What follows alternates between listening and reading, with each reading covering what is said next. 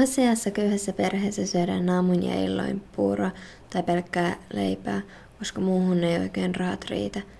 Köyhissä perheissä aikuiset ajattelevat aina välillä, kun ei ole rahaa paljon, että anna lasten syödä sen verran, että nälkä loppuisi ainakin vähän, ja sitten aikuiset eivät syö omaa nälkänsä pois. On yksi yksinhuoltaja, joka huolehtii yksin lapsistaan ja itsestään. Hänellä on välillä aikaisin alkavia työpäiviä, niin silloin vanhimmat lapset joutuvat tekemään paljon aikuisille kuuluvia asioita. Jotkut lapset eivät näe toista vanhempaansa paljon ollenkaan, ellei sitäkään. Ja sitä syystä lasten se vanhempi, joka elättää lapset, niin hänen on välillä tehtävä vaikeita päätöksiä, esim. Päättämään ruoka vai vaatteet.